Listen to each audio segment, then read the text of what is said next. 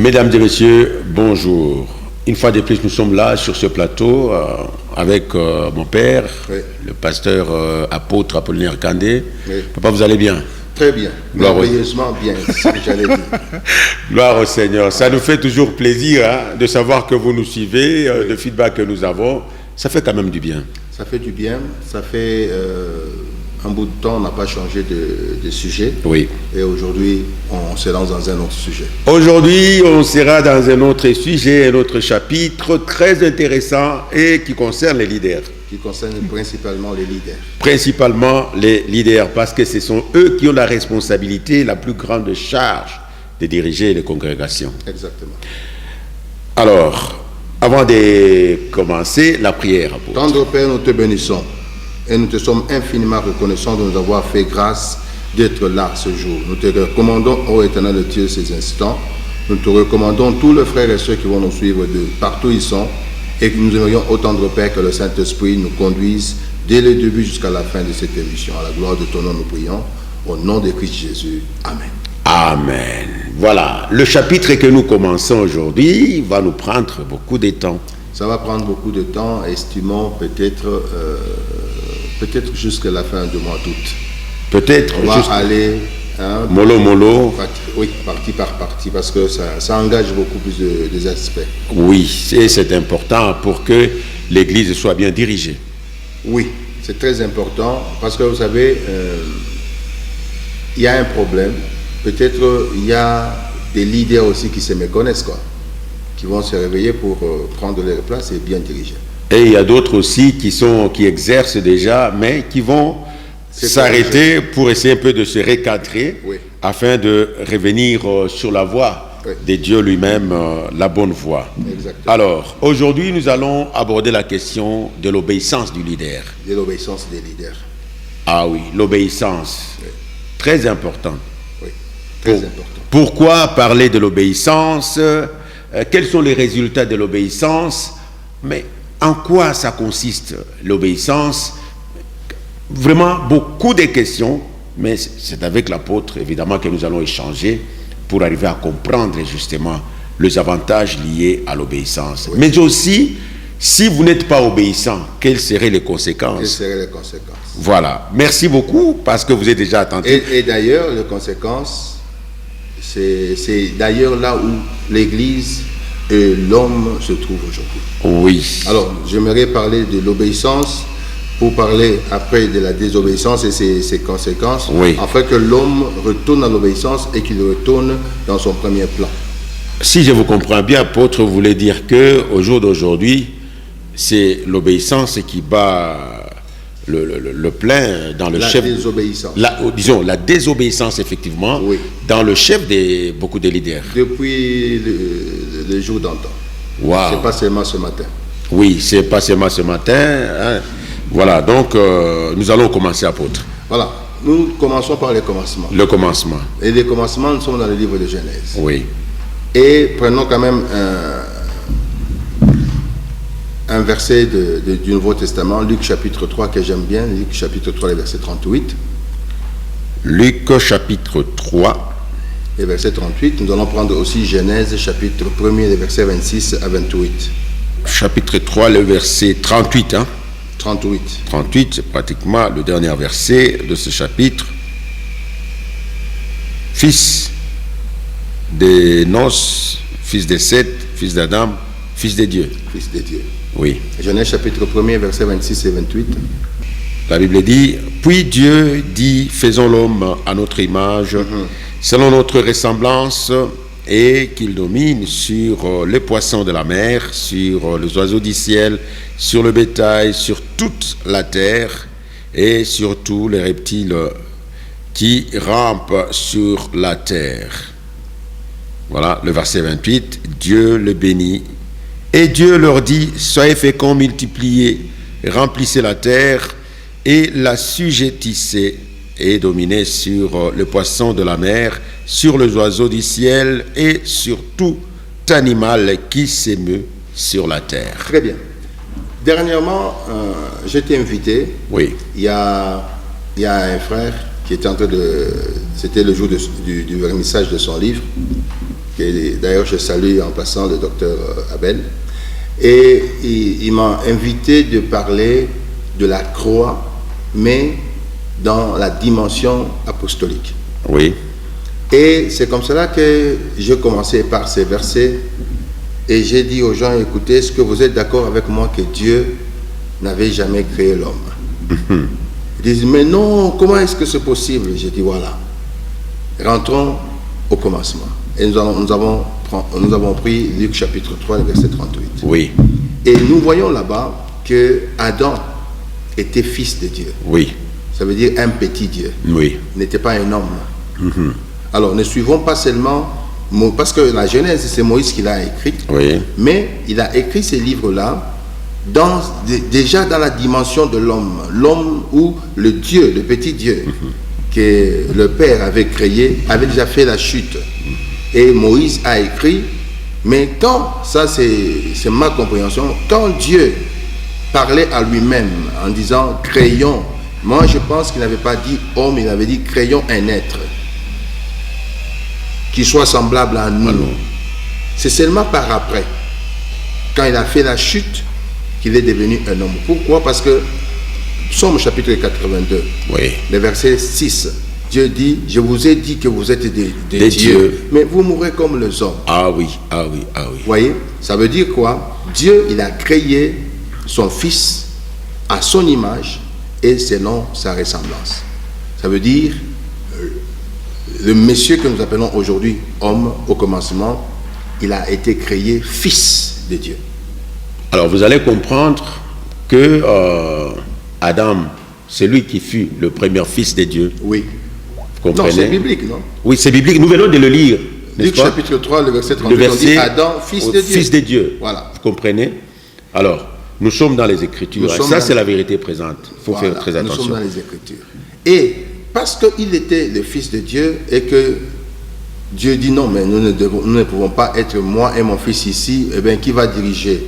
Dieu a créé un autre environnement qu'il avait appelé la terre et il avait envoyé son fils sur la terre. Ouais. Pourquoi? Pour que cet enfant ou ces fils-là soit son envoyé, soit le roi de la terre, soit entre-temps les citoyens du ciel sur la terre, et en plus de cela, qu'il soit un bon mari. Pourquoi un bon mari? Parce qu'il portait la sémence de Dieu avec laquelle il devait multiplier, parce qu'il a dit multiplier. Il portait la sémence parce qu'il devait multiplier. Il devait être aussi un mari, fils, envoyé, roi, mari, et enfin, il était serviteur de Dieu, parce qu'il portait l'image de Dieu. Il était le véhicule de la volonté de Dieu sur la terre. Toute cette mission-là, ou toutes ces différentes missions, en tant que fils de Dieu, en tant que citoyen du ciel, en tant que l'envoyé, en tant que roi, en tant que mari et serviteur de Dieu, devait être soutenu par un principe, l'obéissance. L'obéissance. Vous voyez? C'est là où j'aimerais parler aujourd'hui. Pas aujourd'hui seulement, mais durant tout ce mois, de l'obéissance des serviteurs, ou pas des serviteurs, des leaders. Des leaders. Dans nos églises, des leaders de congrégation. Vous ne pouvez pas bien remplir ces missions ou une quelconque mission que Dieu vous donne si vous n'êtes pas obéissant. Ah oui. Vous allez comprendre que l'apôtre a abordé une question de la divinité de l'homme. Oui. La divinité de l'homme. Souvent, on n'en parlait pas dans l'église. On n'en parle pas. Pourquoi? Parce qu'il y a déjà cette chute-là. Oui. Nous sommes nés tels que nous sommes. Oui. Nous ne voulons pas rentrer à l'origine. Wow. Nous devons rentrer à notre origine. Et c'est pourquoi même Dieu a envoyé des prophètes et finalement il dit, je vais descendre moi-même pour aller leur parler de ces choses. Amen. Et le Seigneur est venu. Oui. Avec... lui, le divin, il s'est fait homme pour que l'homme soit divin. Oui. C'est ça. Merveilleux. Et tout cela, pour y arriver, pour rentrer dans ces missions-là, il faudra vraiment que ça soit soutenu par l'obéissance. L'obéissance. Apôtre, l'obéissance, ça veut dire quoi? L'obéissance, ça veut dire... Ou quand vous voulez parler de l'obéissance de leader, qu'est-ce qu'on peut sous-entendre? L'obéissance veut dire dépendre de ce que Dieu nous a dit de faire et ne prendre que le moyen que Dieu nous a donné de faire. Moi, j'appelle ça l'obéissance. Être soumis à la volonté du Père.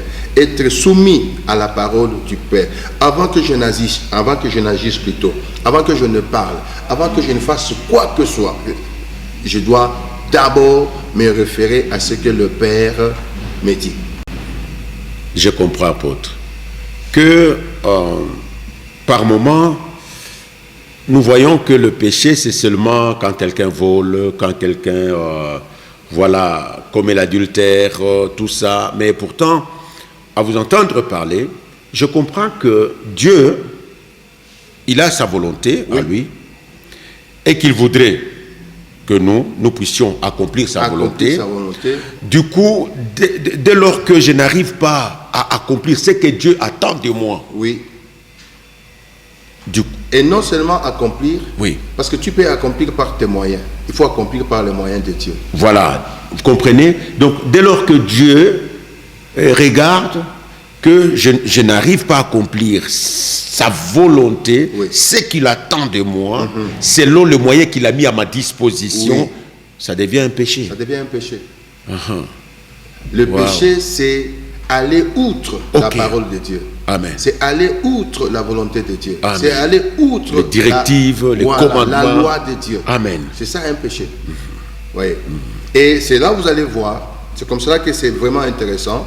Nous ne faisons qu'introduire ce que nous allons parler durant les quelques mois. Vous allez voir que la désobéissance de notre grand frère aîné, Adam, fils de Dieu, sa désobéissance a fait que du fils de Dieu, ça veut dire un Dieu en miniature qu'il était, et quand il a désobéi, il est devenu un simple homme. Un simple homme. Oui. Et c'est comme ça que... Et le diable a pris de l'ascendance sur lui. C'est comme cela que quand Moïse écrit, il n'écrit pas en tant que Dieu. Il écrit en tant qu'homme. Il dit, au commencement, Dieu créa l'homme. Il a oublié de dire, au commencement, Dieu, le Père, grand D, créa Dieu, en petit. Nous sommes des petits dieux. Dans le costume humain. Alors, parce qu'il avait désobéi, paf. Et c'est là où la plupart des gens discutent même. Ils disent, écoute, est-ce que Dieu, quand il a dit à Adam, le jour que tu mangeras, le jour que tu vas désobéir, tu vas mourir, est-ce qu'il était mort? Oui, il était mort. Du Dieu qu'il était, il est devenu un simple homme. La divinité en lui était disparue. Et c'est ce que je suis en train même de dire aujourd'hui à tous les leaders, à tous les hommes de Dieu, que la divinité, lorsque la divinité n'est plus en nous, eh bien, nous sommes morts. Jean chapitre 5, le verset 24 dit, si maintenant nous croyons dans le Seigneur, nous partons de la mort à la vie. Vous voyez, là, les Écritures maintenant deviennent un peu claires. Deuxièmement, il était l'envoyé de Dieu. Mais comme il a désobéi, donc il n'est plus en charge du Seigneur. Non plus. Au lieu d'être un envoyé, il est devenu quoi? Quand quelqu'un on envoie et qui ne remplit pas sa mission, il devient quoi? Un rebelle pratiquement. Fugitif. Oui. L'homme est devenu fugitif. Et c'est comme cela que les gens, même quand ils doivent mourir, tu vois, à la fungula, il pleure. Mais quand quelqu'un, il est venu, il a rempli bien sa mission, est-ce qu'il va avoir peur de rentrer à la maison? Oh non. Je me souviens, bon, ça c'est juste un petit témoignage, et puis on va avancer, de ma grand-mère qui, d'ailleurs, elle sollicitait sa mort.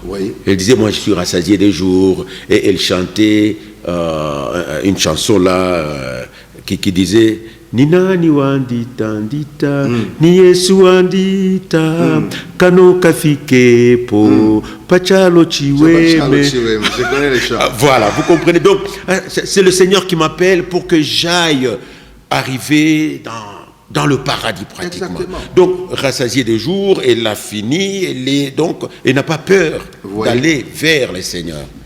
De l'envoyé de Dieu. Oui. Quand on désobéit, on finit par être un fugitif. Oui. Et c'est pourquoi nous aimerions dire aux gens aujourd'hui de rester à l'obéissance et de ne pas finir comme des fugitifs sur la terre? Troisième chose, il a été envoyé. Parce que le problème, c'est quoi? Quand un roi a un fils et que ce fils-là grandit, eh bien, il y a deux possibilités. La première, c'est de le laisser prendre la direction du royaume, ou encore, vous allez quelque part en conquête, vous prenez une autre terre, et bien vous l'envoyez là-bas comme roi. Apôtre, avant de vous laisser avancer, c'est vrai, il y a des frères qui prennent note, vous allez nous excuser, on ne saura pas tout dire ici, mais permettez quand même que nous puissions comprendre certains aspects. Quand vous parlez des fugitifs, apôtre, et, mais quelle est la lecture que vous faites, vous, en tant qu'apôtre, par rapport aux réalités de nos églises? La réalité, c'est que c'est comme ça que je dis l'obéissance des leaders. Oui. La plupart de nos églises, de nos congrégations ne sont pas dirigées par les envoyés. Waouh! Ils se sont envoyés eux-mêmes. Devant le Seigneur, ils ne peuvent pas rentrer, ils ne peuvent même pas donner un rapport parce que le Seigneur ne le connaît pas. Ce sont des fugitifs. Ils ont fui la présence du Seigneur. Regardez, avec Adam, quand il a péché, il était dans les jardins, mais le Seigneur disait, où es-tu? Alors, je ne vais pas citer une église. Hein. Bon, même si vous ne citez pas. Oui. Mais il y a une situation qui s'est passée. Hein, un jour, un pasteur, dans une église, il y a une sœur qui est venue avec un bébé. Il est venu le déposer devant pour dire au pasteur, bon voilà, je viens te laisser ton bébé. Et quel scandale! Quel scandale! Il est parti. Le pasteur est resté calme avec sa femme. Il y a eu des agitations et du coup, après les cultes, d'abord les cultes n'étaient même pas bien terminés, c'était un atterrissage forcé. Et puis la femme du pasteur a récupéré le bébé. Alors, le pasteur est resté calme.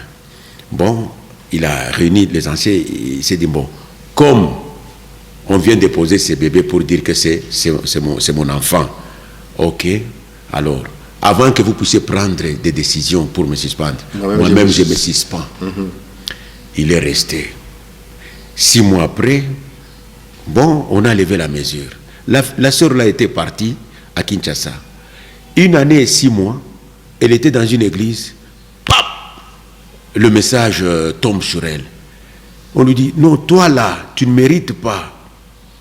Si tu ne rentres pas à Lubumbashi, allez arranger, t'humilier au pied de ces pasteurs-là. La mort est déjà à la porte. Et elle a fait de tout son mieux, elle est rentrée. Un dimanche, dans le culte, on voit quelqu'un entrer tout à genoux là, en train de pleurer, jusque devant pour dire, je viens demander pardon. Entre nous, l'enfant là, il était l'enfant du pasteur ou non? Non, c'était pas l'enfant du pasteur. Mais il était sage, le pasteur. Très sage, mon papa, très sage. Alors, le pasteur lui a dit, mais écoutez, moi je te pardonne. Avant même que tu ne sois là. Je te pardonne. La fugitive, elle est rentrée. Oui, elle est rentrée. Mais malheureusement, quand cette situation est arrivée, il y a des serviteurs des dieux des anciens qui n'ont pas pu discerner. Oui. Et ils sont partis. Vous comprenez? Alors, c'est là où je voudrais poser la question. Vous voyez, lorsque les serviteurs partent dans ces conditions-là, sans savoir la réalité, sans s'humilier au pied du Seigneur, sans prier pour comprendre un peu Seigneur, mais qu'est-ce qui se passe? Est-ce que c'est vrai ou c'est faux? Et ils commencent un ministère, une église.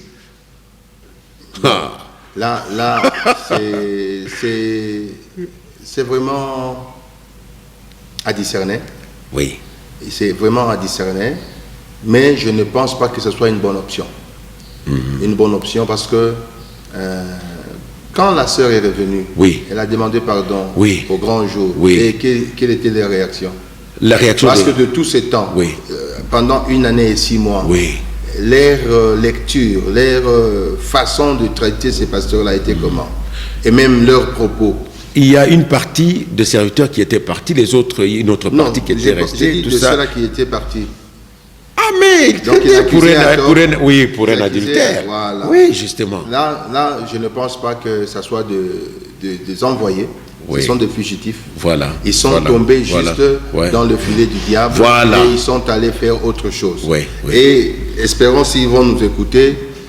S'ils vont nous écouter, je leur prie de rentrer aussi, de demander pardon.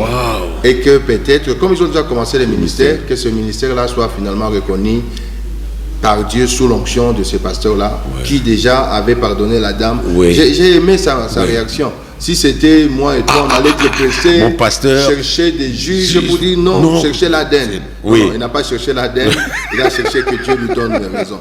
Oh, oui. C'est un pasteur à louer. Amen. Oui. Amen. Je comprends que c'est un envoyé. Oui. Alors, le troisième, ce que je disais, si un roi et un fils grandit, eh ben, il va lui chercher un autre territoire pour le placer là-bas, roi aussi. C'est ce que le père avait fait. Oui. Il dit non, bon, je suis roi du ciel, mon fils ici, je le mets roi sur la terre. Il est citoyen du ciel, mais je le mets roi sur la terre. Maintenant, si l'on désobéit, au lieu d'être citoyen du ciel, on devient citoyen de la terre. Wow. Parce que nous sommes fugitifs, nous ne pouvons plus rentrer. De 2, plutôt de 4 maintenant, au lieu d'être roi, c'est comme ça que nous sommes esclaves.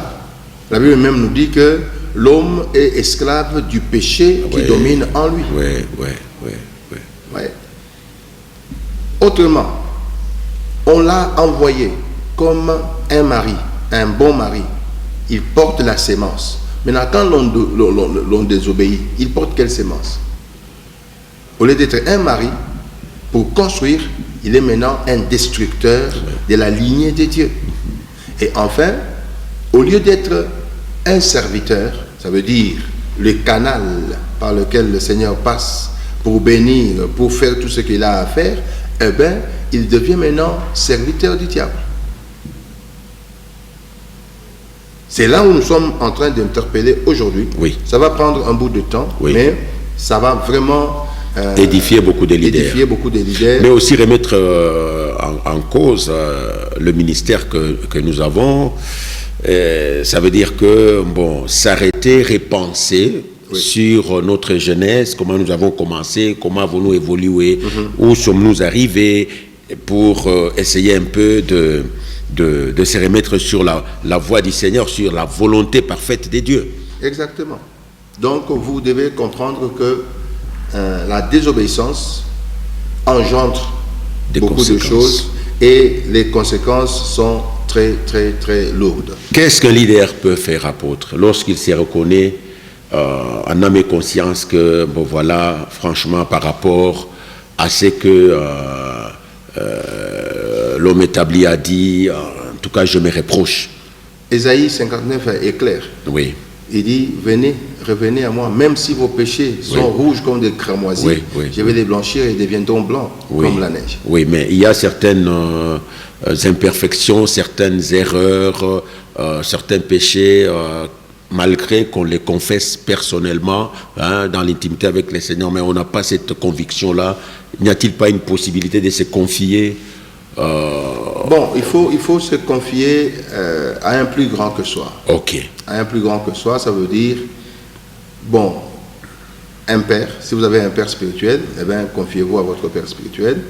Ou s'il n'y a pas un père spirituel, regardez un apôtre établi par le Seigneur qui peut vous aider. Vous savez le problème, moi, un jour les gens ne m'ont pas bien compris.